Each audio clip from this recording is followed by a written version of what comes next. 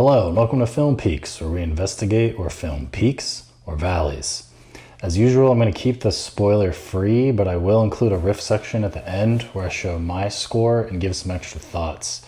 I like to show my score at the end because it's a reflection of the quality of the film throughout, and some people could view that as a spoiler. There seems to be a lot of haha gore movies coming out lately. We're talking Ready or Not 2, They Will Kill You, and Send Help. And what I mean by that is it's kind of more thriller than horror.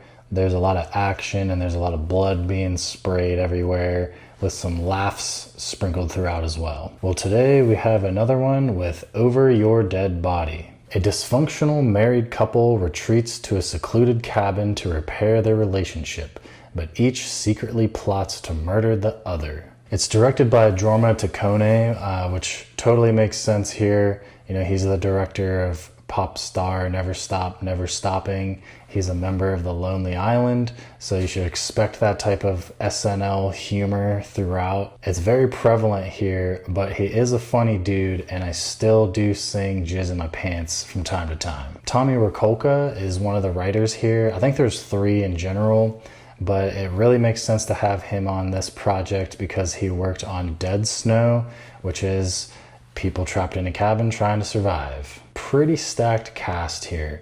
You know, we have Samara Weaving as Lisa. She's definitely cemented her place as a scream queen at this point. She has a very distinct scream once you pick up on it, and once you watch other films of hers, you might notice. I think ever since The Babysitter, she's kind of been typecast in this role, but she is very good at it. There are some stinkers though with like Eenie Meenie, and it is kind of interesting timing with Ready or Not 2 coming out not that long ago. It might even still be in theaters right now, I'm not sure. Also, this is the second movie that I've seen her in where somebody gets a hole through the hand. Her accent and comedic delivery here is great. I know she's from Straya in real life, but in this film she's British and you would be none the wiser. Alongside her is Jason Segel as Dan. Like, I love this dude. It's really cool to see him going from like Freaks and Geek to some of my absolute favorite movies like SLC Punk and Forgetting Sarah Marshall. And he's definitely perfect for this role. It's just like a tall, lanky dude flailing around who's also hilarious, but does have some serious scenes as well. I think at this point in his career, he does want to do some more serious roles, but I think he's kind of in that Hollywood trap where he's never truly going to be able to escape doing more comedic roles. And I do think a big reason as to why he got a role in this film was from his previous film, Windfall. And I actually did forget both of their names at one point in this movie because they are given nicknames from Harry Potter, like Ron Weasley and Hermione. And well, I could name some more people in this movie, but for the sake of spoilers, I kind of don't want to. There is a B plot to this film that wasn't really marketed at all. I even heard people, as we were walking out of the theater, kind of talk about this. They also thought it might have been a little bit more horror oriented, but the other characters were phenomenal. And what actually gave it away was just walking into the theater. I saw some other characters on the poster, and if you know who they are, they're kind of big name actors, so I'm like, okay, well, they're gonna have some important roles here. But let's analyze this for a second. The movie is about an hour and 40 minutes. So how long can you keep 2 people trying to kill each other in a secluded cabin interesting? There's gotta be something else going on. So in that regard, there is a bit of a tonal shift, but it is still interesting. You know, from the log line and the trailer and everything, we know that they are a troubled couple and they want to kill each other. They both eventually find out at some point, but the reasons for them hating each other I thought were written pretty well.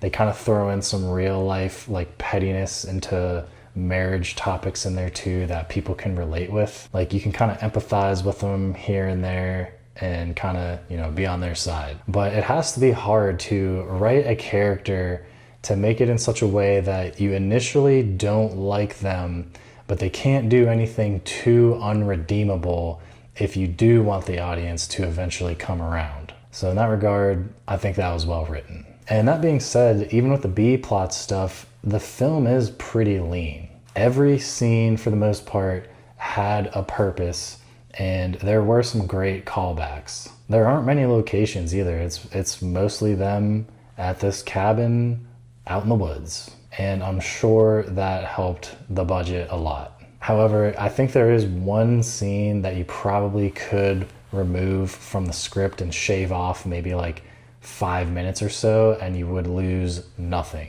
It would still maintain its quality, just be a little bit shorter, but I get it was kept around for comedic effect. I'll get to that in the riff section. Also, there is a section in the movie that does take a 1-point deduction due to a head bump. I'm just not a fan of people getting hit in the head, knocked unconscious, and then waking up at a later time being completely fine. And while we're on that subject, Jason Segel does get hit in the face a lot. Like, he gets messed up. And I mentioned there's a lot of haha gore in here, but like there's some pretty gnarly injuries. Another thing to mention is that there are certain parts presented in an unlinear fashion. So there are instances where you'll be shown something and it'll be like, what does that mean? And you'll find that out later, and it actually is pretty funny the way they resolve those. The foreshadowing in general, I thought was done very well. The major critique I have about this though is usually whenever people are fighting, there's a lot of monologuing going on. So people will be able to either like talk their way out of something or give enough time for the situation to change and ultimately escape. And aside from that, I feel like a lot of the fighting in the movie was kind of just for show. People take like so many blows, one character in particular, but it is fun to watch people like get tossed through cabinets and breaking tables and all that kind of stuff. And you know, in classic Lonely Island fashion, the way they wrapped it up, I thought was actually pretty hilarious. That's another thing I'll get to in the riff section.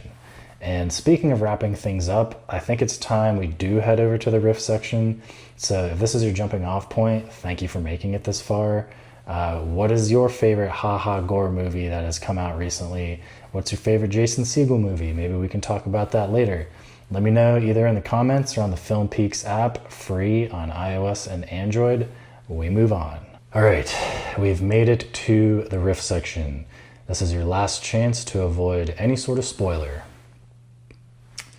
Okay, so this is what I thought of the film. I thought it was a good time. You do need to be in the mood for more comedy though. Like I mentioned, some people in the theater thought it was more horror oriented, not so much. And I didn't want to talk about the B plot earlier. That kind of is a big spoiler, but as soon as Jason Segel was talking to his dad at the nursing home and they showed on the TV that there was a prison break and they didn't know what happened to the prisoners, you know they're going to the cabin. And I actually wasn't aware of Timothy Olyphant and Juliette Lewis being in the film until I saw the poster walking into the theater. So as soon as I saw their faces, like, you know, they're pretty big names. They're going to have some sort of important role. And as soon as you see the prison break, it's like, okay, well, they're going to be coming along. But they did a good job of hiding that overall, which I do appreciate. Their characters were awesome though. Todd in particular, the big hulking guy, he was hilarious. Even if he can take like an insane amount of damage. Once the fights started breaking out though, there were some times where, you know, two people or more would be fighting and maybe somebody fires off a gun and it took the other bad guys a really long amount of time to make it to the scene. I don't really know the correct way to fix that other than, you know, maybe have them be farther out in the woods whenever they hear the gunshot and have to run that far. And speaking of fights, I think the one chunk that could be removed from this movie is the dad stuff.